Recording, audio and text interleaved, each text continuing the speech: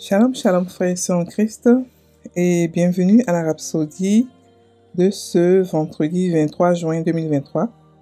Rhapsodie écrite par le pasteur Christoya Kilomé et la lecture vous est offerte par les vérités de l'Évangile.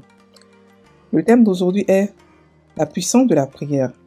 Le verset est pris de Jacques 5, verset 16 qui nous dit « Confessez donc vos péchés les uns aux autres et priez les uns pour les autres, afin que vous soyez guéris. » La prière fervente du juste a une grande efficacité. Alléluia. Le pasteur Christ dit, il n'y a aucune situation désespérée que nous ne pouvons changer à travers la prière.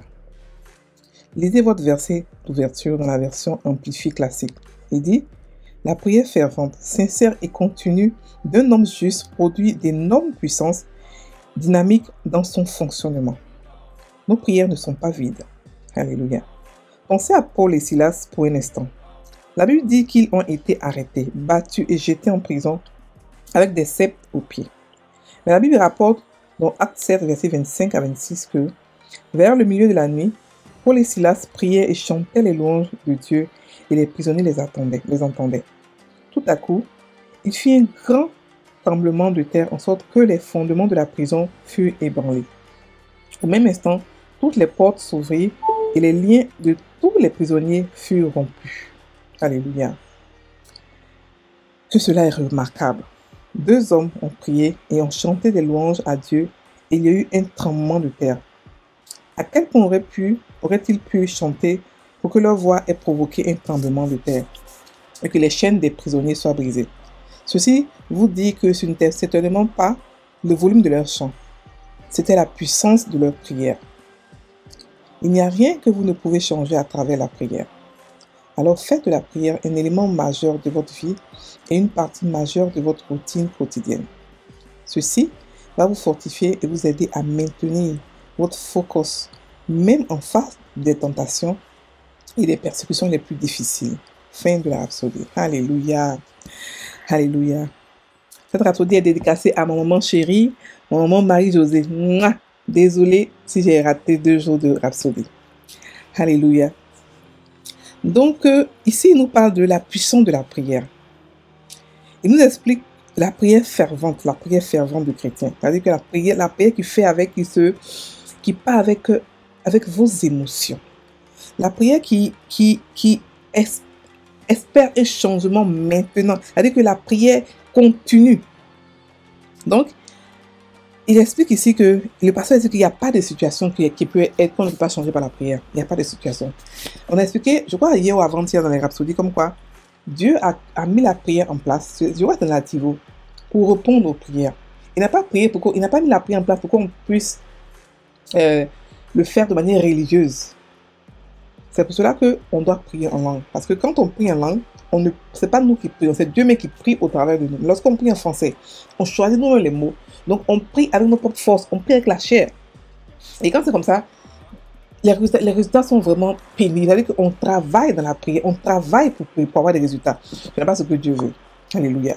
Donc ici, le pasteur nous explique que, on va d'abord relire le verset d'ouverture avec la version amplifiée, surtout la prière fervente, avec la version amplifiée qui dit « La prière continue et sincère d'un homme juste produit d'énormes puissances. » C'est-à-dire une énorme puissance dynamique dans son fonctionnement. Ça veut dire quoi? Ça veut dire que quand l'homme juste prie de manière continue, avec une ferveur, avec un désir ardent de changement, il crée, c'est-à-dire qu'il met la puissance de Dieu disponible pour tout changement. Ça veut dire que quand tu pries comme ça, tu es en train de te fortifier, tu es en train de préparer Dieu à agir. Et lorsque Dieu agit, c'est une miracle qui se produit de manière fulgurante. Donc la prière fervente, tellement elle est forte, c'est pour ça que Jacques a demandé de prier qu'on la fasse pour les malades. Parce que c'est une prière qui brise les barrières, qui casse les forteresses, qui change beaucoup de choses. La prière fervente est quelque chose de... C'est ce que aussi Élie avait fait.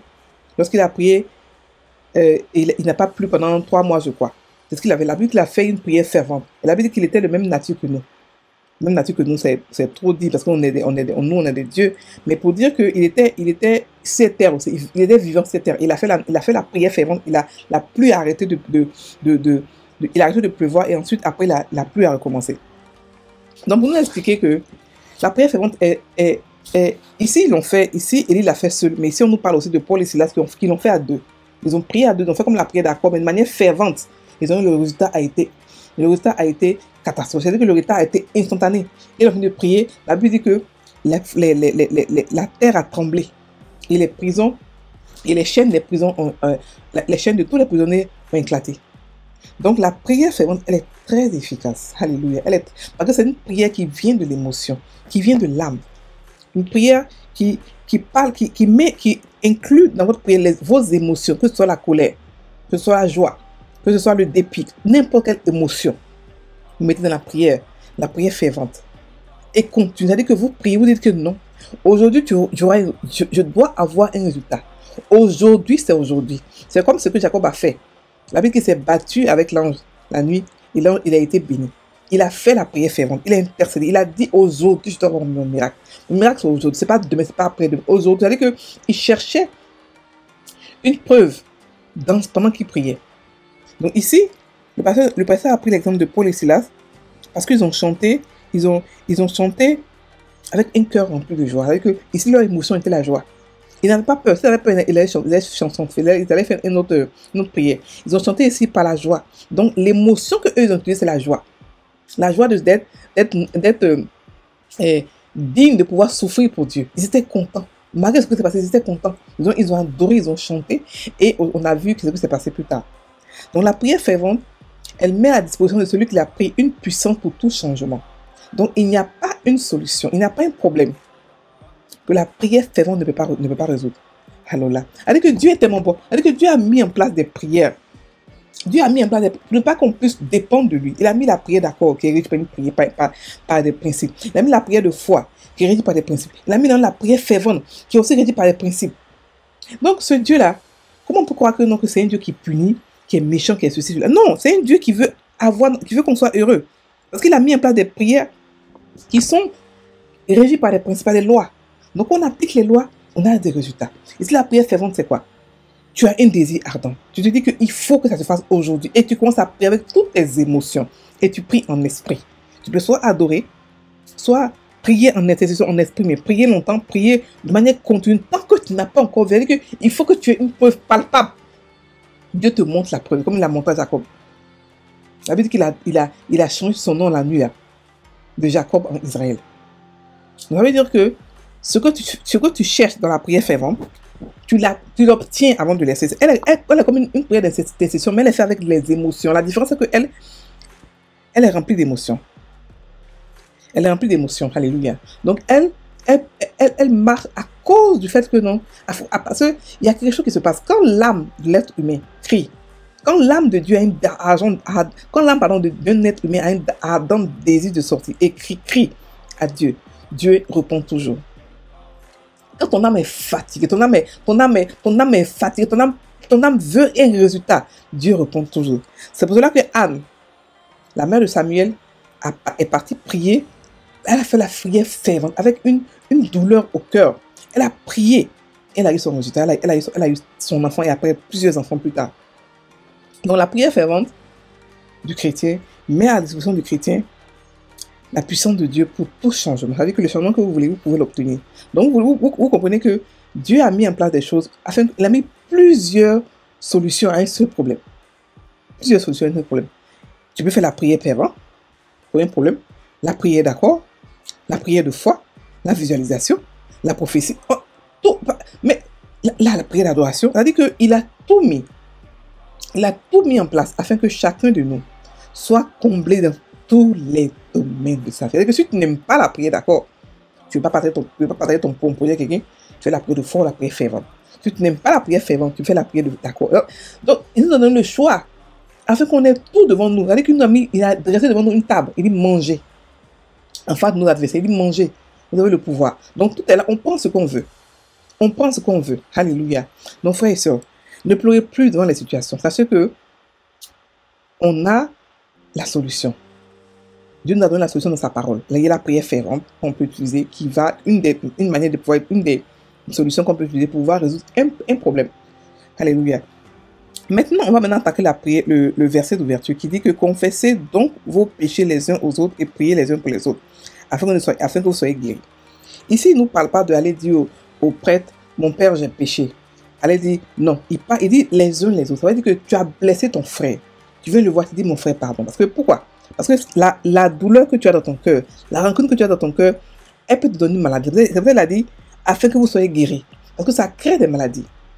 Les rancunes, les douleurs, les appréhensions, tout ce qu'on, les critiques, les haines, tout ça, ça crée des douleurs. Donc tu vas avec ton frère, tu dis, mon frère, j'ai péché contre toi. C'est-à-dire que je suis désolé, je t'ai blessé. Mais j'avais contre toi quelque chose. Que vraiment, pardonne-moi. Tout simplement, pardonne-moi. Et quand tu dis ça comme ça, tu es libéré. Donc tu es aussi libéré aussi de toute sorte de maladie. Il y a des gens qui sont, on a prié pour eux, et parce qu'ils avaient en eux la rancune, la rancœur, ils sont morts. Ils n'ont pas voulu pardonner. Un enfant de Dieu qui ne pardonne pas, c'est dangereux. Parce que la maladie, il est soumis à n'importe quelle maladie. C'est ça ici qu'il parle. Il ne parlait pas d'aller vers les gens, j'ai péché, mon père, j'ai péché. Non, il parle ici il dit les uns aux autres. C'est-à-dire qu'on confesse son péché. On dit que j'ai péché contre toi. Je t'ai haï un moment. Je n'aime pas ta tête, j'aime pas ta voix. Donc maintenant, vraiment Dieu m'a guéri maintenant. Je te demande pardon. Il a dit, mais je n'étais pas au courant. Il dit, oui, c'est bien, c'est pas au courant, c'est vrai. Mais au moins, j'ai libéré mon cœur. Je sais que, et vous allez voir que vous serez guéri de vos maladies. Les maladies des chrétiens, pas étant ça, c'est à cause de la haine. C'est à cause de la rancune, de la rancœur. Beaucoup d'entre nous sont malades. La Bible dit de ne pas utiliser le corps et le sang de Christ indignement. Parce que beaucoup d'entre nous sont dans les rancunes, les rancœurs, et ils se disent que ils sont de confesser la santé divine. Dieu, la santé divine, la santé divine. Mais sans, avec la rancune dans le cœur, mon frère, ma soeur, tu risques de ne pas guérir. Alléluia. Donc, bannissons la rancœur, bannissons la rancune dans nos cœurs, et puis vivons la vie chrétienne. Elle est libre, elle est simple, elle est accessible à tous. Alléluia. C'est une vie de liberté, de joie. Donc voilà, ici on nous parle de la prière d'accord, pardon, la prière de fervent du chrétien qui met à disposition du chrétien une puissance pour tout changement. Alléluia. Donc ici le pasteur nous explique aussi que nous devons comprendre que la prière est une puissance. La prière permet d'établir la volonté de Dieu dans notre vie. La prière permet d'avoir une communion avec Dieu. La prière permet de changer des choses dans notre vie. La prière fait tellement de choses. C'est pour ça que Dieu a instauré cela. Ce n'est pas nous qui avons demandé à Dieu de prier. C'est lui qui a instauré ça pour pouvoir résoudre nos problèmes, pour pouvoir répondre, pour être là. La prière est une communication, une intimité, une complicité avec Dieu. Une communion. Ce n'est pas un monologue où tu viens, tu parles, puis tu t'en vas. Ce n'est pas aussi une religion où tu parles, puis tu t'en vas. Non, on est des gens qui sont esprits. Donc quand on parle, quand on prie en esprit, lorsqu'on parle, lorsqu'on prie, c'est en esprit qu'on prie. Et on prie en langue. La langue est la méthode la plus visible, comme quoi tu es rempli du Saint-Esprit. Donc on peut se remplir à volonté par la prière en langue. Donc frère, arrêtez de prier en français pour des problèmes. Priez en langue, adressez le problème en langue, prophétisez en langue, ayez votre résultat en langue, et puis prophétisez-le en français. Alléluia. Maintenant, prends la prière. Cher Père, je te remercie pour le privilège de prier et de m'aligner avec toi pour mettre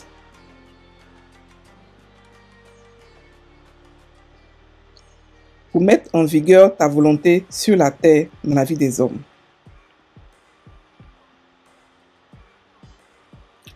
En ce moment même, je déclare la paix, le progrès et la prospérité pour les nations. Au nom de Jésus. Amen. Frères et sœurs en Christ, soyez bénis. Passez une très bonne journée.